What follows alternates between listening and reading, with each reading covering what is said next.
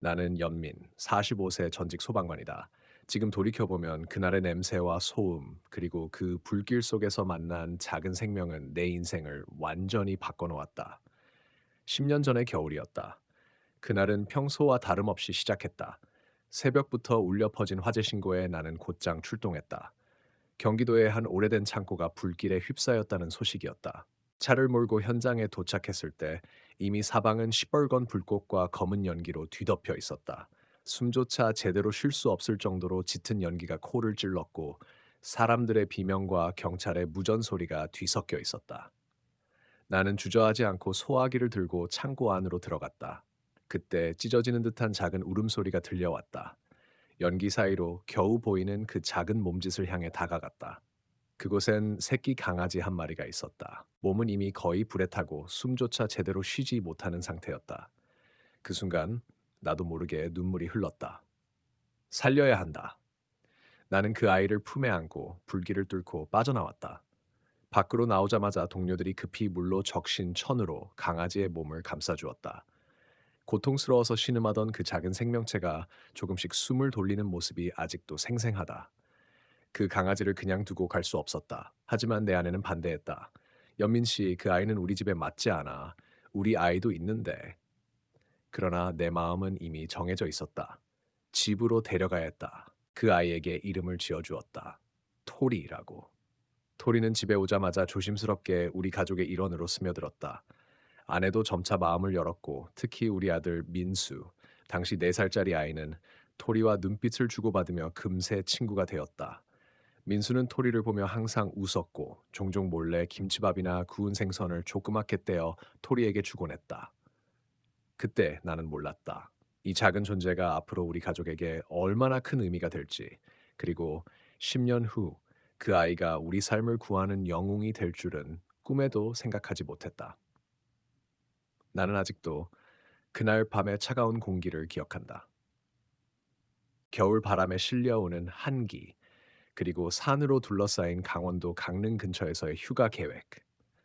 민수와 나는 눈 덮인 산길을 따라 떠났다. 그런데 그 겨울의 평화는 오래가지 않았다. 바로 그날 우리 가족의 운명을 바꿔놓을 일이 벌어지고 말았다. 그 겨울 강원도 강릉으로 떠난 여행은 우리 가족에게 오래도록 잊지 못할 기억이 되었다. 눈으로 뒤덮인 산길을 따라 차를 몰던 나는 민수가 좋아하는 구운 생선 냄새를 맡으며 조용히 미소 지었다. 토리는 조수석 바닥에서 몸을 말고 있었고 민수는 뒷좌석에서 창밖을 내다보며 작은 손으로 차창에 눈을 쓰다듬었다. 평화롭고 소중한 순간이었다. 하지만 그 평화는 오래가지 않았다. 우리가 방문한 산골 마을의 날씨는 급격히 변했다. 갑작스러운 눈보라가 몰아치기 시작했고 길은 점점 미끄러졌다.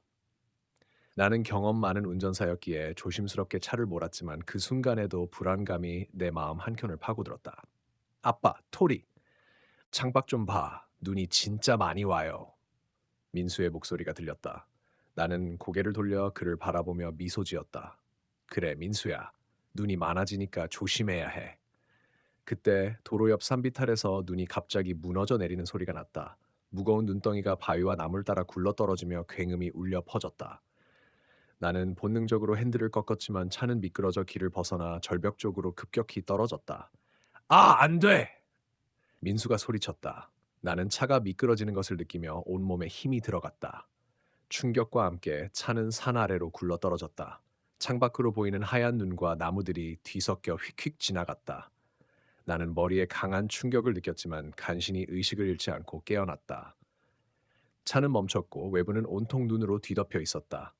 나는 비틀거리며 차 밖으로 나왔다. 몸은 아팠지만 살았다는 사실에 감사했다. 그러나 민수가 보이지 않았다. 민수. 나는 소리쳤지만 눈보라 속에서 내 목소리는 금세 사라졌다. 주변은 고요했다. 눈은 여전히 소리 없이 내리고 있었고 온 세상이 흰색으로 덮여 있었다. 나는 무작정 눈길을 헤치며 아들을 찾기 시작했다. 하지만 온통 하얀 눈밭 속에서 아들의 흔적을 찾는 것은 불가능했다. 도와줘. 제발. 내 마음은 절망으로 가득 찼다.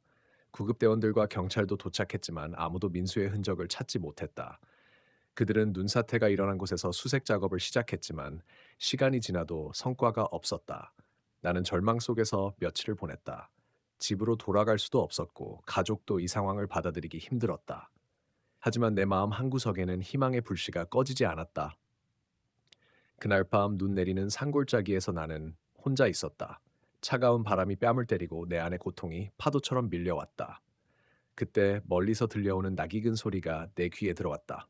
멍멍. 처음에는 바람 소리인 줄 알았다. 그러나 다시 들려오는 그 소리는 분명 강아지의 울음소리였다. 나는 깜짝 놀라 소리가 나는 쪽으로 달려갔다. 하얀 눈밭 위에 작고 힘없는 모습이 보였다. 그것은 바로 토리였다. 나는 믿을 수 없었다. 토리야? 어떻게 여기까지 왔지? 나는 그를 품에 안았다. 토리는 몸을 떨며 내 품에 안겼고 눈에는 깊은 결의와 사랑이 담겨 있었다. 토리는 마치 나를 이끄는 듯했다. 나는 그를 따라 눈길을 헤치며 걷기 시작했다. 얼마 지나지 않아 토리가 갑자기 한 곳에서 땅을 파기 시작했다. 나는 곧바로 주변 사람들에게 알렸다. 모두가 눈을 파내기 시작했고 마침내 민수를 발견했다. 그 아이는 얼어붙어 있었지만 살아 있었다. 곧바로 병원으로 옮겨졌고 의료진들은 민수를 구하기 위해 최선을 다했다. 그 순간 내 마음은 복잡했다. 내가 살렸던 작은 생명이 내 아들의 목숨을 다시 구해준 것이다. 토리는 단순한 강아지가 아니었다. 그는 우리 가족의 수호천사였고 살아있는 기적이었다. 민수가 병원 침대에 누워 있을 때 나는 그의 작은 손을 꼭 잡았다. 그 차가운 손끝에서 느껴지는 생명의 온기 때문에 눈물이 흐를 뻔했다. 살아있구나. 그 말만 되뇌었다. 토리는 민수의 곁에서 조용히 누워 있었다. 그 모습이 얼마나 고마웠는지 모른다. 내가 살린 생명이 결국 내 아들을 살렸다니 운명처럼 느껴졌다. 병원은 분주했다. 의료진은 민수의 상태를 끊임없이 체크했고 내 아내도 급히 강릉에서 올라왔다. 모두가 놀라움과 안도의 눈빛을 교환했다. 그러나 나는 아직도 내 마음 깊은 곳에 남아있는 의문과 불안감을 감출 수 없었다. 그날 이후 나는 토리를 데리고 집으로 돌아왔다. 토리는 마치 자신이 맡은 임무를 완수한 듯 평온한 얼굴이었다. 민수도 점차 회복하며 다시 뛰어놀기 시작했다. 하지만 나에게는 잊지 못할 밤이 있었다. 나는 그날 밤 홀로 거실에 앉아 있었다. 창밖으로 눈이 조용히 내리고 따뜻한 온돌 바닥 위에 앉아 뜨거운 차를 마셨다. 갑자기 내 머릿속에 10년 전 불길 속에서 토리를 구했던 순간이 떠올랐다. 그때 그 작고 여린 생명이 이렇게 강한 존재가 될 줄은 몰랐다. 너는 정말 특별한 아이야, 토리. 나는 조용히 속삭였다. 하지만 마음 한켠에는 또 다른 감정이 자리했다. 나는 그날 이후로 계속 스스로에게 물었다. 어떻게 토리가 그 먼 산골짜기까지 왔을까? 도대체 어떻게 그 길을 찾아냈지? 그날의 기억은 점점 또렷해졌다. 눈이 쌓인 산길, 바람에 흔들리는 나무들, 그리고 토리의 굳은 결이. 나는 토리가 단순한 애완견이 아니라 무언가 더 큰 존재라고 믿기 시작했다. 어느 날 나는 오래된 친구이자 동료였던 소방관과 이야기를 나누었다. 그는 내게 말했다. 연민아, 강아지가 사람을 구했다는 이야기는 가끔 듣지만 내 이야기만큼 극적인 건 처음이다. 아마도 그 아이가 너희 가족을 얼마나 사랑했는지 증명하는 거겠지. 나는 고개를 끄덕이며 말했다. 맞아. 하지만 나는 그 아이가 단지 본능만으로 그렇게 한 게 아니라는 느낌이 들어. 무언가 신비로운 힘이 우리를 이어준 것 같아. 그 순간 나는 가족과의 연결고리가 얼마나 소중한지 다시금 깨달았다. 토리는 우리 가족의 상징이자 산과 죽음을 잇는 달이었다. 그러던 어느 날 나는 민수와 함께 토리를 데리고 산책을 나갔다. 우리 가족이 처음 만난 곳, 10년 전 내가 그 강아지를 구했던 창고 근처였다. 그곳은 이제 낡은 공터로 변했지만 나는 그곳에서 많은 추억을 떠올렸다. 민수가 말했다. 아빠, 토리 덕분에 내가 다시 웃을 수 있어. 정말 고마워, 토리. 토리는 꼬리를 흔들며 민수의 손을 핫았다. 그 모습을 보며 나는 조용히 눈시울이 붉어졌다. 그때 갑자기 내 휴대폰이 울렸다. 전화기 너머에는 뜻밖의 소식이 전해졌다. 연민 씨, 창고 화재 당시 함께 있었던 다른 강아지 한 마리가 최근에 발견됐습니다. 나는 놀라움과 의문으로 가득 찼다. 그 강아지는 어디서 발견됐나요? 한 동네 주민이 산책 중에 발견했다고 합니다. 자세한 내용은 곧 연락드리겠습니다. 그날 밤 나는 깊은 생각에 빠졌다. 이 이야기는 아직 끝나지 않았다. 무언가 더 큰 이야기가 우리 가족과 토리에게 다가오고 있었다. 며칠 후 나는 다시 한번 창고 근처를 찾았다. 10년 전에 그 장소는 조용했고 불에 탄 흔적만이 남아 있었다. 나는 조심스레 그곳을 걷다가 작은 금속 상자를 발견했다. 그것은 누군가 일부러 숨겨둔 듯 보였다. 상자를 열자 그 안에는 오래된 사진과 편지가 들어 있었다. 사진 속에는 젊은 커플과 한 마리 강아지가 있었다. 편지에는 이렇게 적혀 있었다. 이 강아지는 우리 가족의 희망이었습니다. 하지만 그날 우리는 모두 헤어졌습니다. 이 강아지가 살아남았다는 소식을 듣고 다시 만날 날을 기다립니다. 나는 그 편지를 읽으며 깊은 한숨을 내쉬었다. 토리와 우리의 운명은 우연이 아니었다. 그 상자를 발견한 날 이후 나는 토리와 민수를 더욱 조심스럽게 바라보았다. 마치 토리가 무언가를 숨기고 있는 듯한 느낌이 들었다. 민수도 점점 더 토리와 깊은 유대감을 쌓아가고 있었다. 나는 그 둘 사이에 보이지 않는 끈이 있음을 확신했다. 어느 날 저녁, 민수는 나에게 다가와 속삭였다. 아빠, 토리가 밤마다 창고 근처에서 짖는 것 같아요. 무언가를 찾는 것처럼. 나는 그 말을 듣고 가슴이 뛰었다.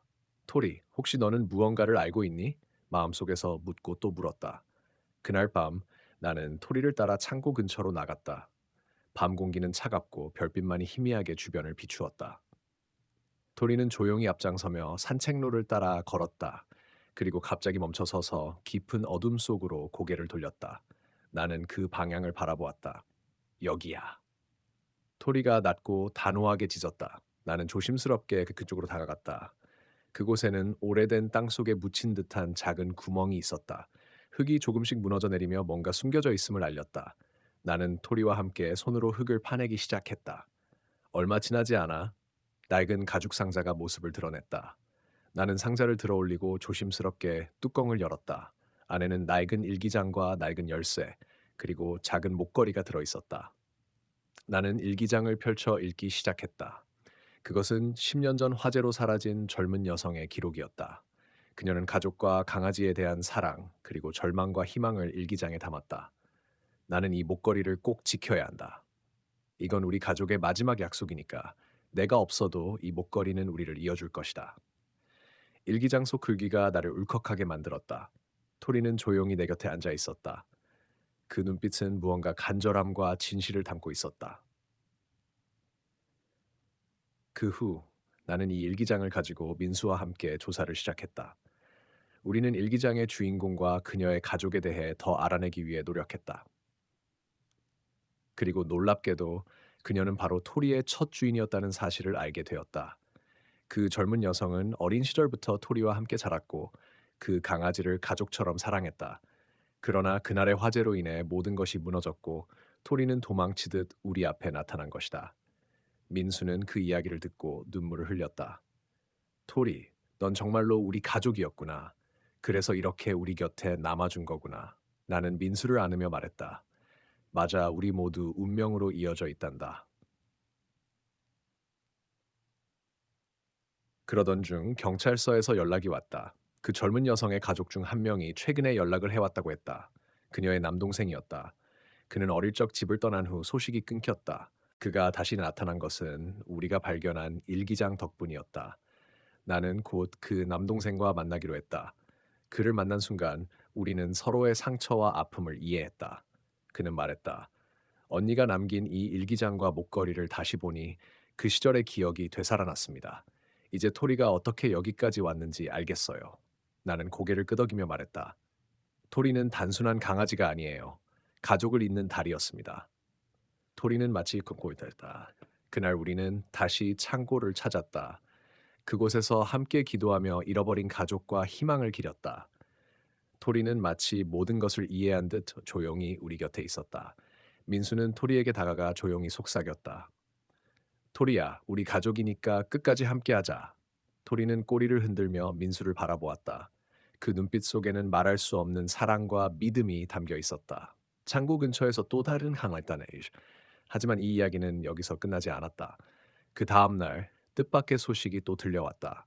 창고 근처에서 또 다른 작은 강아지가 발견되었다는 것이다. 토리와 비슷한 생김새였지만 조금 더 어린 강아지였다. 나는 다시 마음이 복잡해졌다. 이 강아지는 누구지? 우리 가족의 또 다른 비밀인가? 그 강아지는 마치 토리를 기다리고 있었다는 듯 우리에게 다가왔다. 그 민수는 환하게 웃으며 말했다. 아빠, 이 아이도 우리 가족이 될 수 있을까요? 나는 고개를 끄덕이며 이 모든 일들이 우연이 아님을 확신했다. 그리고 다시 한번 가족의 의미를 되새겼다. 그 어린 강아지를 안아 올렸을 때 내 마음은 묘한 떨림으로 가득 찼다. 마치 오래전 토리가 우리 삶에 들어왔던 그 순간처럼. 그 작은 생명은 추위에 떨고 있었고 온몸이 얼어붙은 듯 보였다. 나는 곧바로 차에 태워 따뜻한 곳으로 데려갔다. 민수는 강아지의 부드러운 털을 쓰다듬으며 말했다. 아빠, 이름을 지어줘요. 이 아이도 우리 가족이에요. 나는 잠시 생각했다. 톨이라는 이름이 우리에게 얼마나 큰 의미였는지, 그리고 새 생명도 같은 사랑을 받길 바랐다. 하루라고 하자. 하루는 일본어로 태양이라는 뜻이야. 우리 삶에 다시 빛이 된다는 의미로. 민수는 환하게 웃으며 좋아요, 하루라고 외쳤다. 그날 밤 토리와 하루는 서로를 조심스럽게 탐색했다. 마치 두 형제가 오랜만에 재회한 것처럼 조금씩 가까워졌다. 나는 그 모습을 바라보며 마음속으로 다짐했다. 이제 절대 가족을 잃지 않겠다. 그로부터 며칠 뒤 나는 민수와 함께 다시 한번 산을 오르기로 했다. 겨울산의 차가운 공기와 고요한 눈 덮인 숲은 여전히 나에게 잔잔한 긴장을 안겨주었다. 하지만 이번에는 토리와 하루가 함께였다.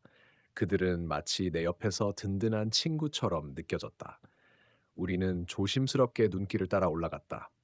민수는 산속에서 보았던 흔적들을 이야기했다. 아빠, 저기 저 나무 밑에 무언가 있었어요. 기억나요? 우리가 하루 전에 본 것. 나는 고개를 끄덕였다. 그래, 그곳에 무언가 중요한 단서가 있을지도 몰라. 갑자기 하루가 갑자기 짖으며 산속 깊은 곳으로 뛰어갔다. 토리도 뒤따랐다. 나는 민수와 함께 그 뒤를 쫓았다. 눈은 점점 더 내려앉았고 바람은 차가웠지만 마음은 뜨거웠다. 그곳에서 우리는 낡은 나무 상자를 발견했다. 겉은 눈과 얼음에 덮여 있었지만 열어보니 오래된 사진들이 쏟아져 나왔다. 그 사진들 속에는 젊은 여성과 토리, 그리고 어린 민수의 모습이 담겨 있었다. 나는 그 사진들을 한 장 한 장 넘기며 눈물을 참았다. 이게 우리 가족의 과거야? 민수도 조용히 말했다. 아빠, 이제야 모든 게 연결되는 것 같아요. 그 순간 하루가 갑자기 경계심 가득한 눈빛으로 주변을 살폈다. 그리고는 한 곳을 향해 짖기 시작했다. 그 짖음은 단순한 경고가 아니라 무언가를 알려주는 신호 같다. 우리는 그쪽으로 다가갔고 거기서 오래된 작은 상자를 발견했다. 안에는 낡은 열쇠와 함께 편지가 있었다. 아무리 시간이 흘러도 편지에는 이렇게 적혀 있었다. 내 사랑하는 가족에게 내가 떠난 후에도 우리 마음은 함께 있을 것이다. 이 열쇠는 우리 집 문이 아닌 우리의 기억을 여는 열쇠다. 아무리 시간이 흘러도 가족의 사랑은 사라지지 않는다. 나는 그 글을 읽으며 깊은 감동에 젖었다. 이 편지를 쓴 이는 바로 토리의 첫 주인공, 그리고 우리 가족의 잃어버린 누군가였다. 민수는 떨리는 목소리로 말했다. 아빠, 우리 가족은 이렇게 강한 인연으로 묶여 있었던 거예요. 나는 고개를 끄덕이며 말했다. 그래, 사랑과 기억은 영원한 달이야. 웃음을 되찾았다. 그 후로 우리는 토리와 하루와 함께 더 깊은 유대감을 쌓았다. 민수는 매일 두 강아지와 함께 놀며 웃음을 되찾았다. 그리고 나는 그들에게 감사하는 마음으로 매일 김치 볶음밥을 가져다 주었다. 토리는 특히 그 냄새를 좋아했다. 그러던 어느 날 민수가 학교에서 돌아오며 말했다. 아빠, 선생님이 우리 가족 이야기를 듣고 감동해서 학교에서 발표를 해달래요. 우리 이야기가 누군가에게 희망이 될 수 있을까요?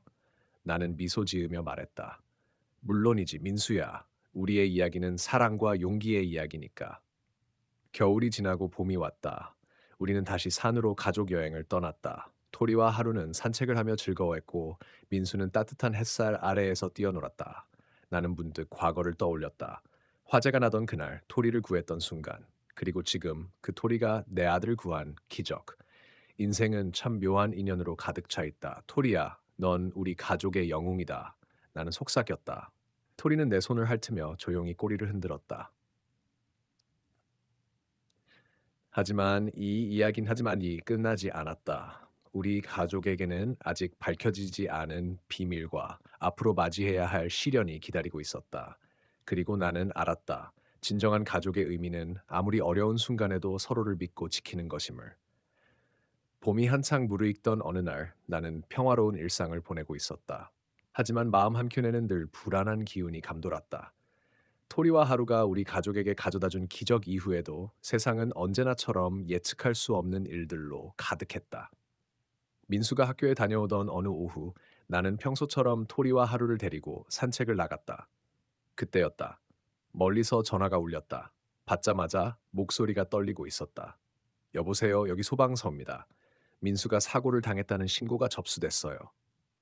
순간 심장이 멈추는 듯했다. 무슨 일이죠? 어디에 있나요?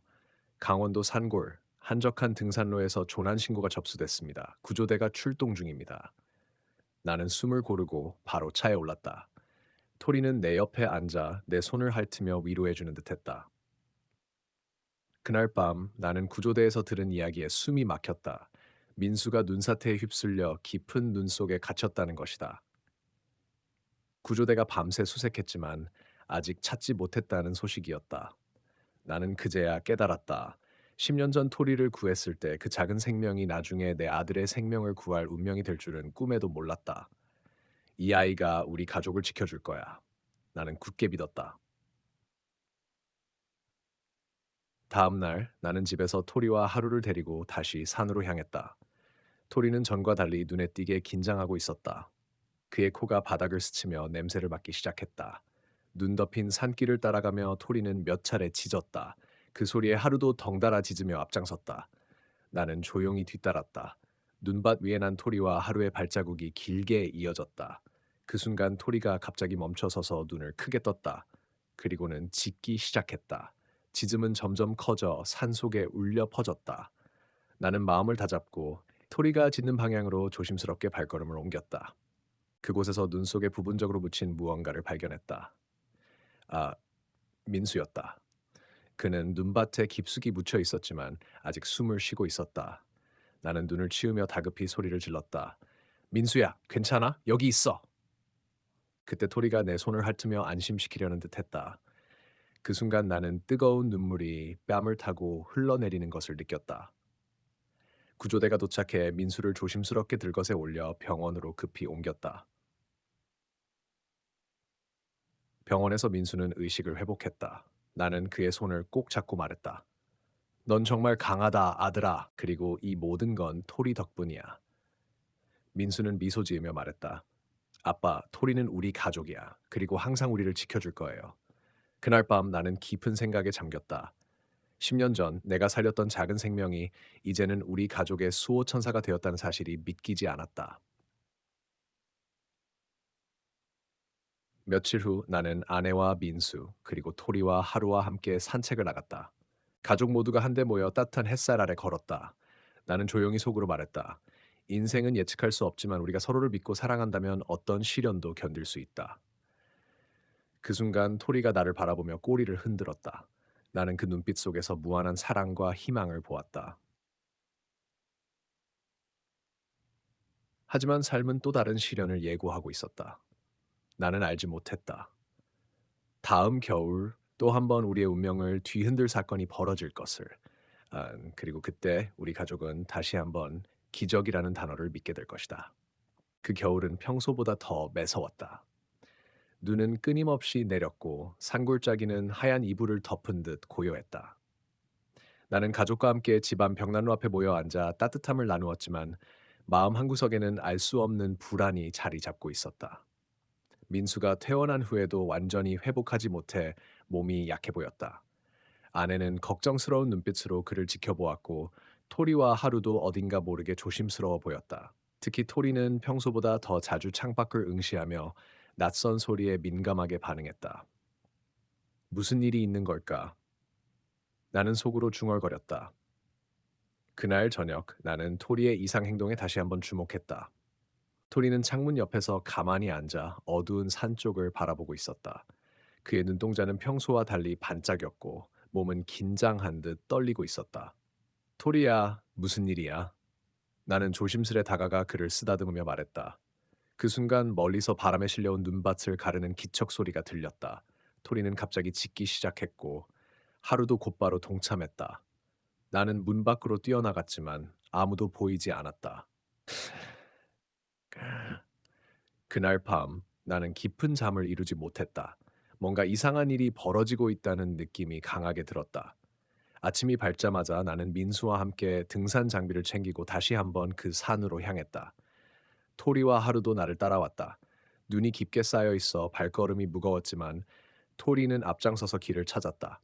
우리는 천천히 산길을 올라갔고 토리는 계속해서 방향을 바꾸며 무언가를 찾는 듯했다. 그때 갑자기 토리가 멈추더니 눈밭에 코를 박았다. 그는 크게 짖으며 나를 바라보았다. 여기야, 여길 봐. 나는 다급하게 소리쳤다. 불. 눈을 헤치고 보니 얼어붙은 작은 강아지 한 마리가 움츠리고 있었다. 몸은 차갑고 떨고 있었지만 살아 있었다. 나는 조심스럽게 강아지를 안았다.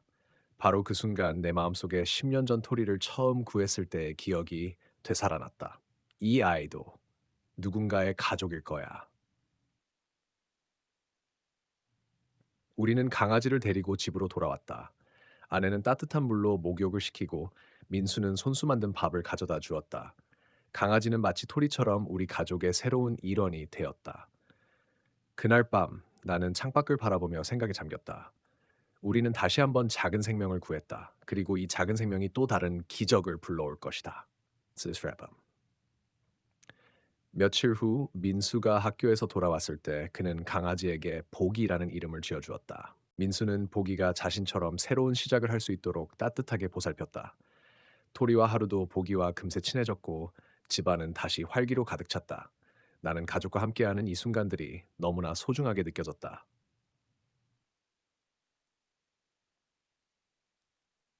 그러나 행복은 잠시였다. 어느 날 우리는 산 아래 마을에서 또 다른 위험 신호를 받았다.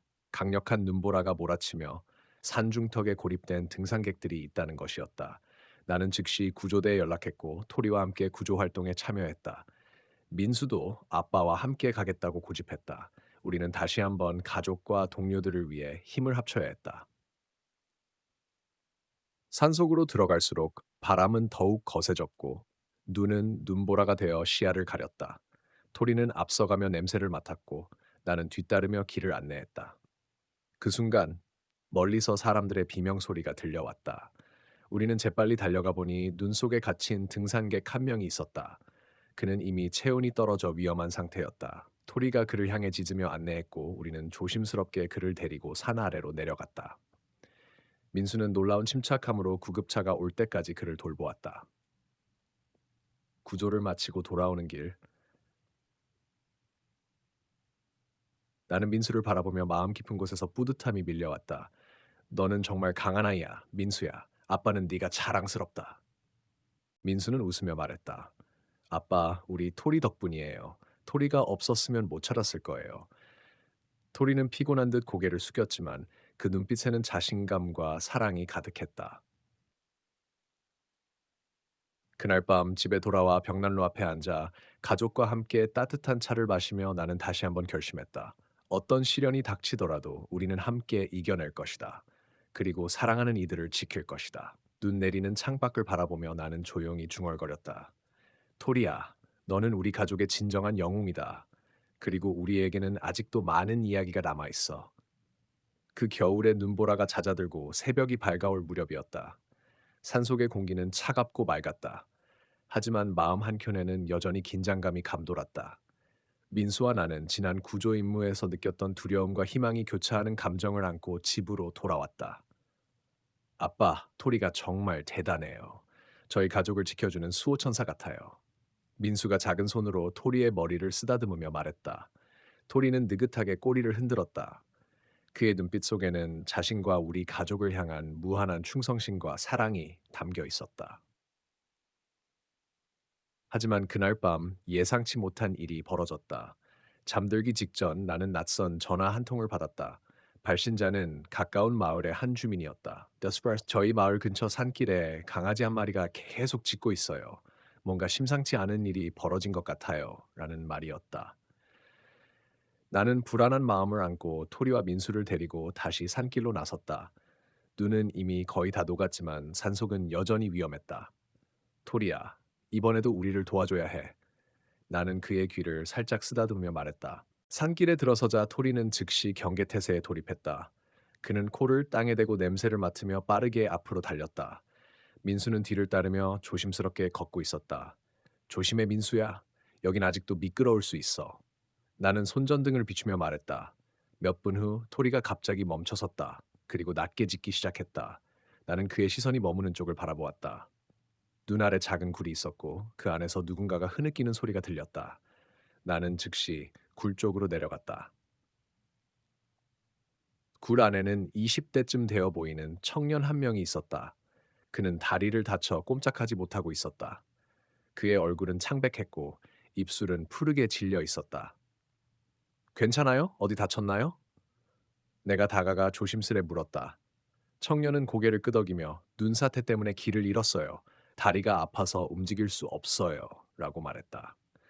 나는 휴대전화로 구조대에 긴급 연락을 했고 민수와 함께 청년을 안심시키며 기다렸다. 그때 토리가 갑자기 날카롭게 짖으며 산 쪽을 향해 달려갔다. 우리는 놀라서 그를 쫓아갔다.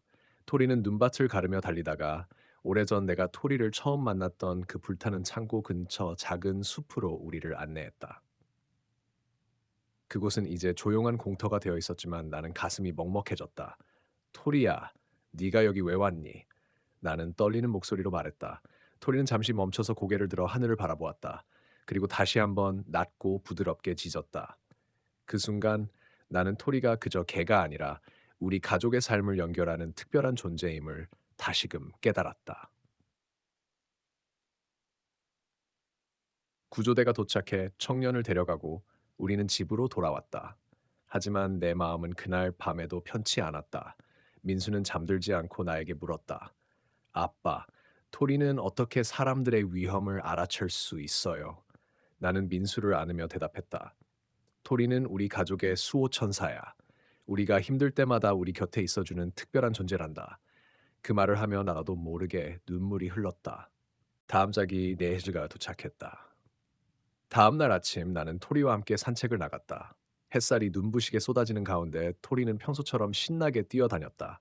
그때 갑자기 내 휴대전화에 한 통의 메시지가 도착했다. 발신자는 뜻밖에도 몇 년 전 내가 구조했던 그 청년의 가족이었다. 저희 아들, 무사히 회복했습니다. 아버지께 깊은 감사 인사를 전하고 싶습니다. 당신과 토리 덕분입니다. 나는 메시지를 읽으며 깊은 감동에 잠겼다. 삶은 예상치 못한 인연으로 엮여 있다. 나는 속으로 중얼거렸다. 그리고 그 인연들은 우리를 구원하기도 한다. 민수와 토리, 그리고 나. 우리는 그 어느 때보다 단단한 가족이 되어 있었다. 어느새 해는 저물고 우리는 따뜻한 집안으로 돌아갔다. 벽난로 앞에서 민수는 다시 한번 토리의 머리를 쓰다듬으며 말했다. 토리야, 정말 고마워. 넌 우리 가족의 영웅이야. 나는 미소 지으며 조용히 고개를 끄덕였다. 며칠 후 일상이 조금씩 안정되기 시작했다. 민수도 다친 다리가 많이 나아져 다시 학교에 다니기 시작했다. 하지만 내 마음 한켠에는 아직도 그 겨울의 사건들이 잔잔한 파동처럼 남아 있었다. 어느 저녁, 집안에 따뜻한 불빛이 퍼지고 있었다. 나는 거실 소파에 앉아 민수와 토리를 바라보았다. 토리는 민수 옆에 엎드려 조용히 숨을 고르고 있었다. 아빠, 토리는 어떻게 그런 일을 할 수 있었을까요? 어떻게 눈 덮인 산 속에서 아빠와 저를 찾아낼 수 있었어요? 민수가 궁금한 듯 물었다. 나는 잠시 침묵했다가 천천히 입을 열었다. 토리는 그냥 개가 아니야. 그 녀석은 우리가 말로 다 할 수 없는 무언가로 연결되어 있어. 그때 불타는 창고에서 토리를 구했을 때부터 이미 운명이 정해진 것 같아.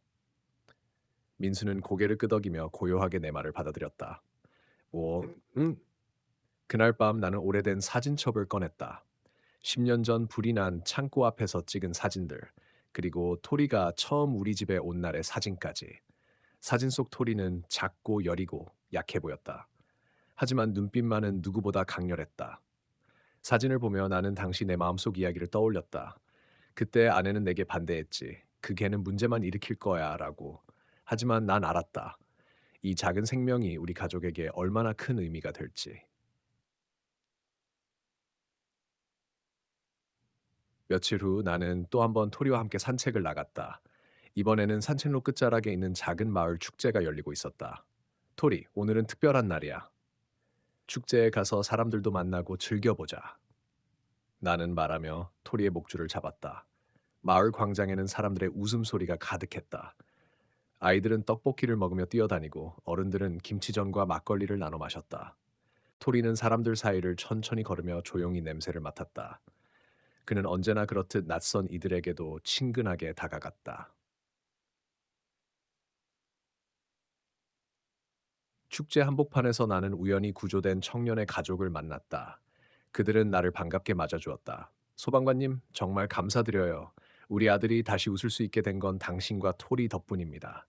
그들의 말에 나는 머쓱해지면서도 마음 깊이 감사함을 느꼈다.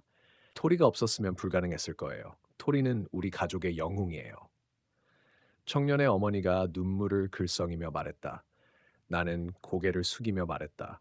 아닙니다. 그 모든 것은 가족의 사랑과 용기가 만들어낸 기적입니다.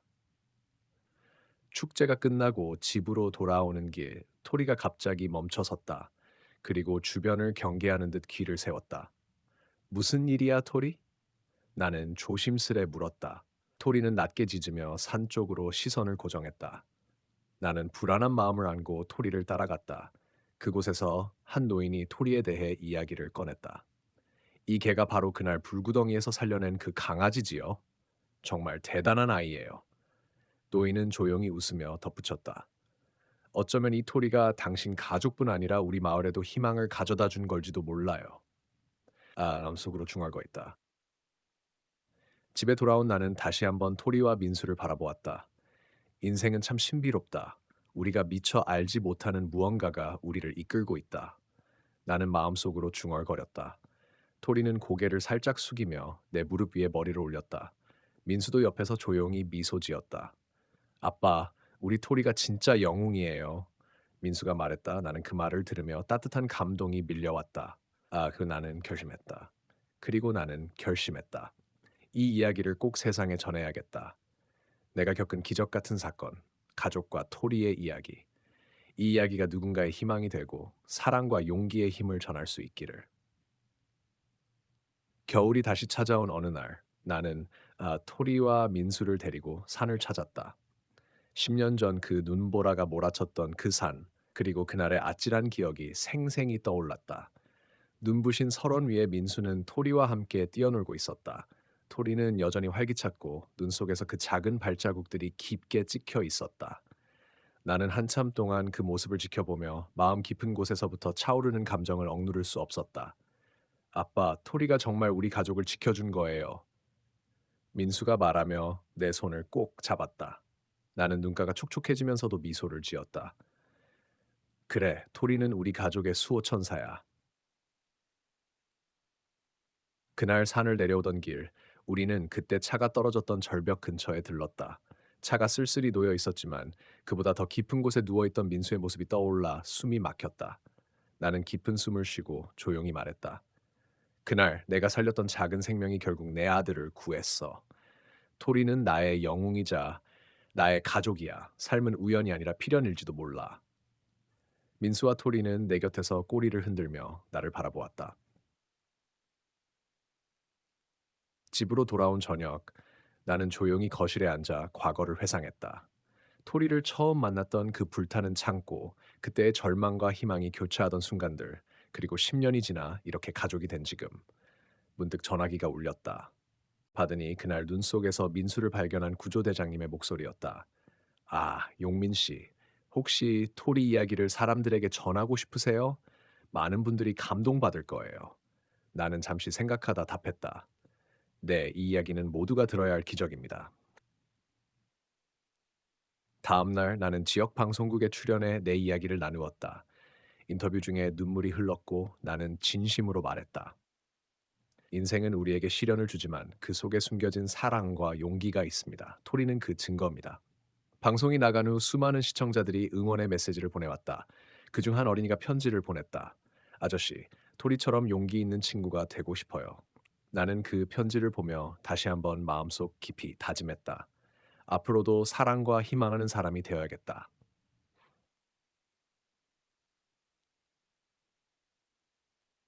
며칠 후 나는 토리와 함께 동네 공원을 산책하고 있었다.